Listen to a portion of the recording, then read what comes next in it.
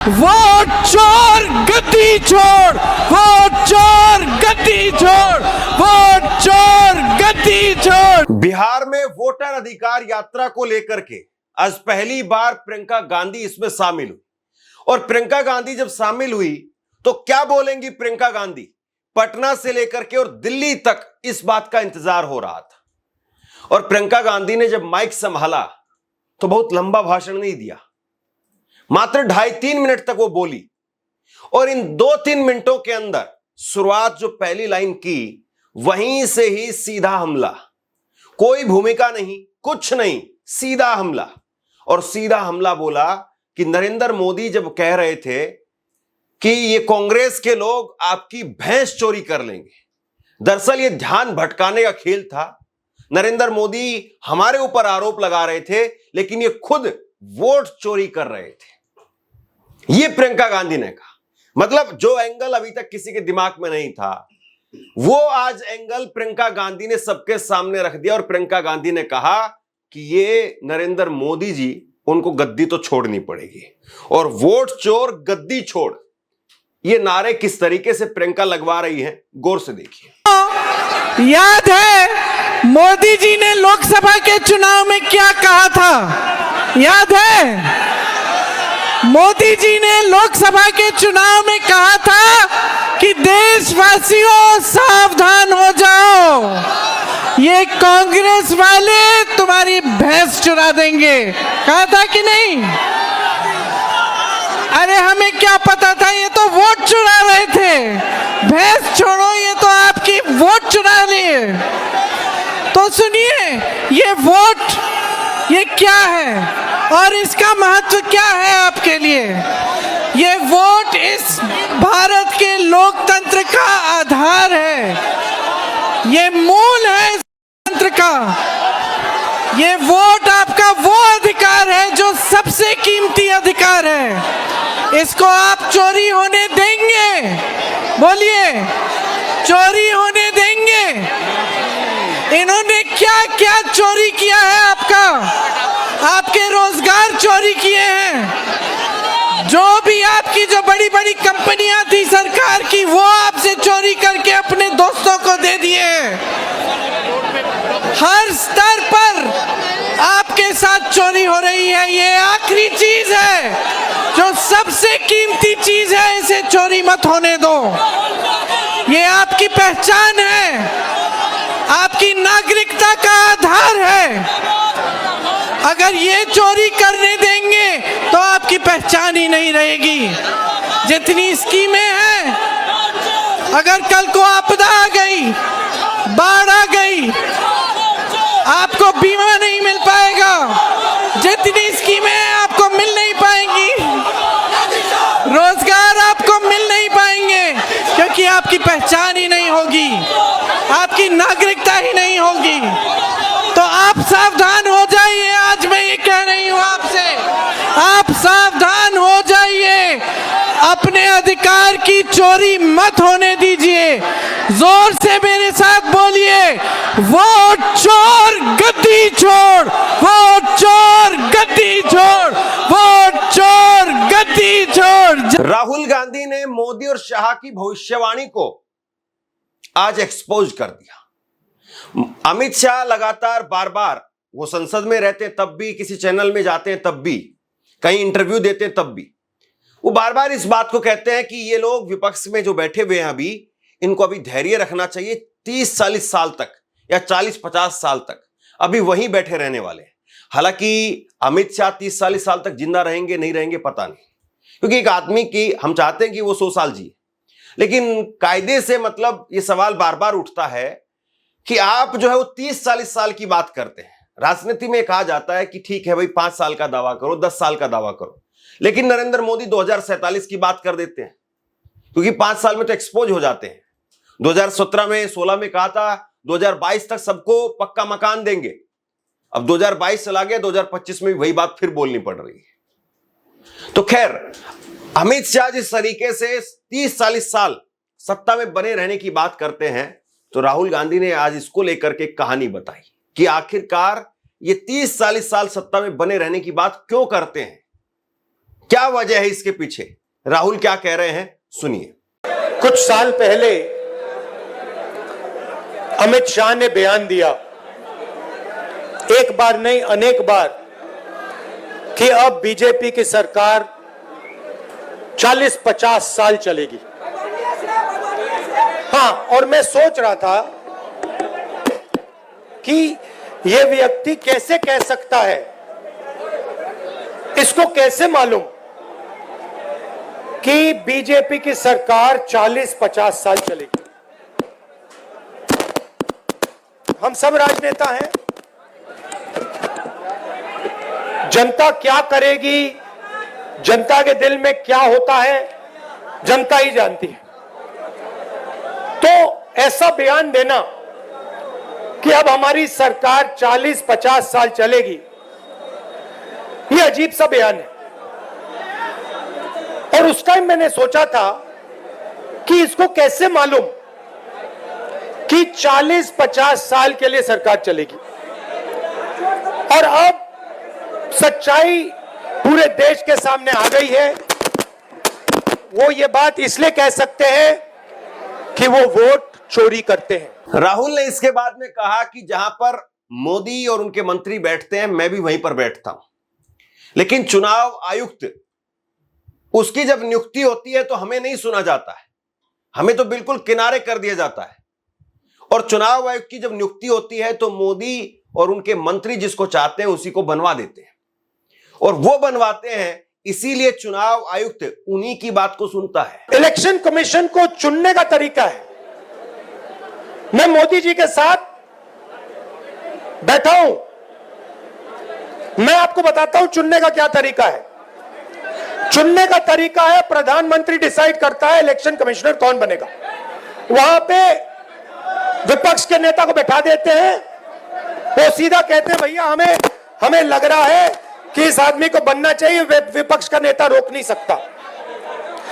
फिर 2023 में, भैया शांत हो जाए, 2023 में बीजेपी ने एक नया कानून बनाया। क्या था कि इलेक्शन कमिश्नर पर कोई केस नहीं लगाया जा सकता है। आप सोचिए, हिंदुस्तान के सब नागरिक पर केस लगाया जा सकता है। आप कुछ गलत करो, पुलिस आ जाएगी, एफआईआर हो जाएगा। 2023 तक इलेक्शन कमीशन और इलेक्शन कमिश्नर पर केस किया जा सकता था। 2023 में छुपे छुपे बीजेपी ने कानून बदला।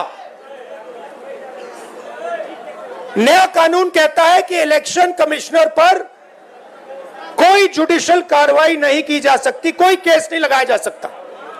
अब आप पूछिए अपने आप से कि यह कानून क्यों बनाया गया? चोरी करवाने के लिए, कि ये लोग बिना डरे चोरी कर पाए। राहुल गांधी लगातार वोट चोरी को लेकर के बिहार में यात्रा निकाल रहे हैं, पूरे देश में बोल रहे हैं, प्रेस कॉन्फ्रेंस कर रहे हैं, लेकिन देश के प्रधानमंत्री वोट चोरी पर राहुल गांधी को लेकर के सीधे तौर पर अभी तक नहीं बोल पाए हैं। ये सच्चाई है। अभी नरेंद्र मोदी साहब पिछले हफ्ते वो बिहार में आए थे, बिहार में आकर के उन्होंने एक सभा भी की, एक रैली भी की, लेकिन राहुल गांधी को लेकर के डायरेक्ट वो नहीं बोले। यानी राजनीति 360 डिग्री घूम रही है। एक वक्त में ऐसा होता था कि नरेंद्र मोदी पर बोलना मतलब अपना नुकसान करवाना, अब राहुल गांधी पर बोलना अपना नुकसान करवाना। ये राहुल गांधी ने जो है वो सेटअप करने का काम किया है। और राहुल इसीलिए कह रहे हैं कि मोदी जी मेरे सवालों का जवाब नहीं दे रहे हैं, मोदी जी मुझ पर नहीं बोल रहे हैं। आप नोट करो, बीजेपी के एक नेता ने आमतौर से हर चीज पे टिप्पणी करते हैं। मेरे प्रेस कॉन्फ्रेंस पे बीजेपी के एक नेता ने बयान नहीं दिया, मोदी जी ने एक शब्द नहीं बोला, अमित शाह ने एक शब्द नहीं बोला। जब चोर को पकड़ा जाता है, चोर बिल्कुल चुप हो जाता है। जब पुलिस वाले उससे पूछते हैं क्या किया, बिल्कुल चुप हो जाता है, कुछ बोलता नहीं हो, क्योंकि जानता है कि भैया पकड़ लिया, फंस गया।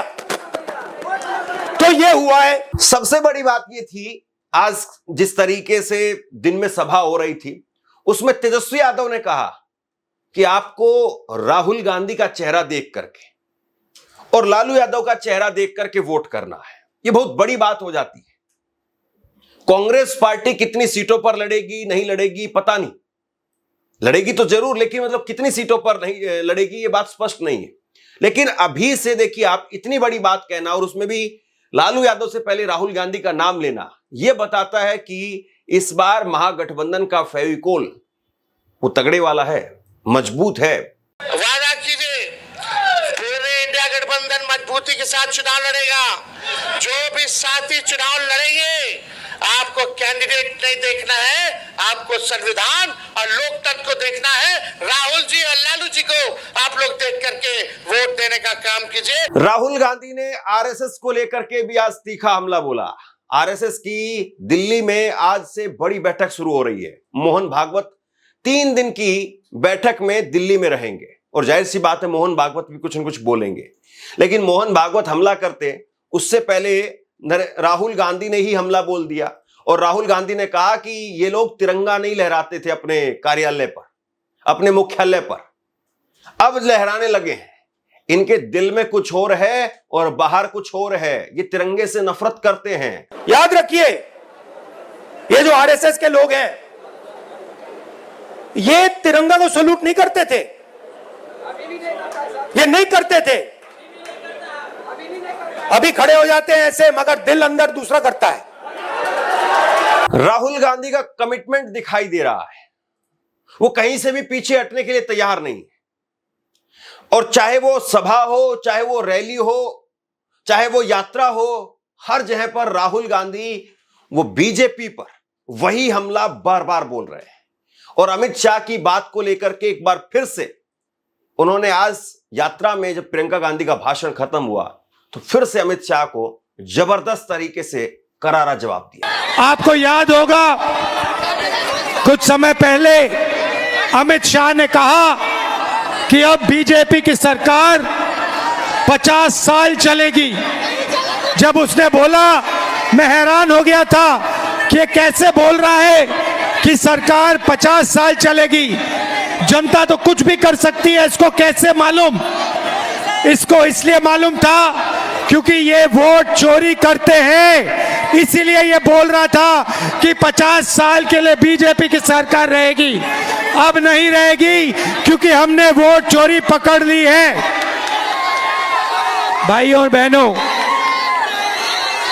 ये वोट चोरी क्यों करते हैं? क्योंकि ये कर्पूरी ठाकुर जी का सपना, अंबेडकर जी का सपना, महात्मा गांधी जी का सपना पूरा नहीं होने देना चाहते हैं। भाई और बहनों, वोट आपका अधिकार है।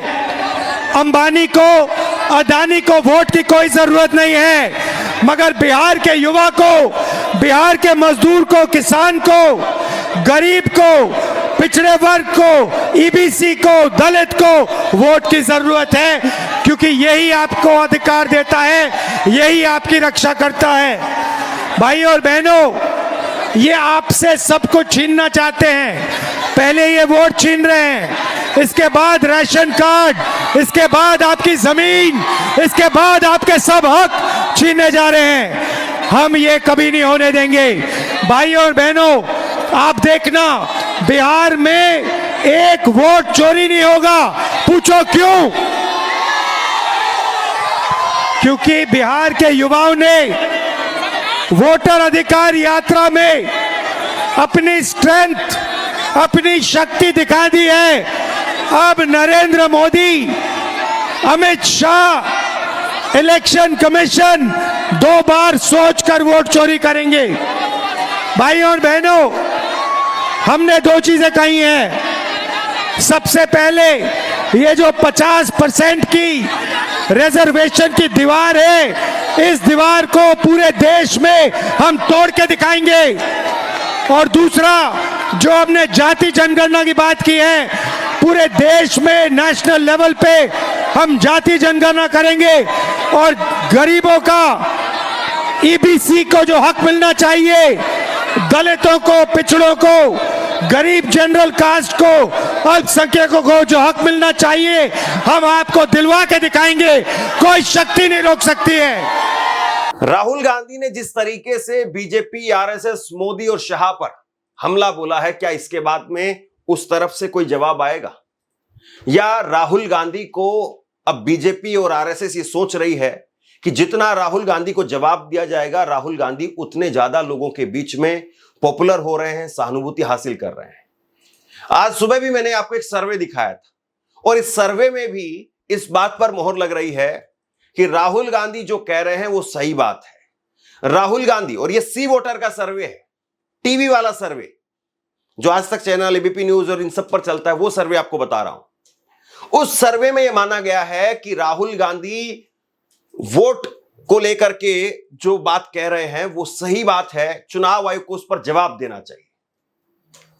और बीजेपी ये ना करके लगातार राहुल गांधी की बात को ही और मजबूत कर रही है।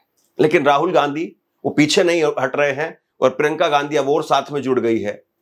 लगातार ये कारवां जो है वो यात्रा का वो बढ़ेगा। अखिलेश यादव, परसों अखिलेश यादव इसमें आएंगे, तो बीजेपी के लिए कहीं ना कहीं मुसीबत तो खड़ी हो रही है, ये साफ है। लेकिन किस हद तक ये कामयाबी मिलेगी, किस हद तक वोट मिलेंगे, ये जो भीड़ आ रही है, जिस तरीके से भीड़ आ रही है, आपने तस्वीरों में देखा होगा जिस तरीके से भीड़ आ रही है, क्या ये भीड़ वाकई वोटों में तब्दील होगी? या भीड़ तो वोटों में तब्दील होती है लेकिन वोट ही चोरी कर लिए जाते हैं, यह भी बहुत बड़ा सवाल है। आप क्या सोचते हैं? नीचे कमेंट बॉक्स में लिख करके जरूर बताइए। इस खबर को शेयर कीजिए। धन्यवाद।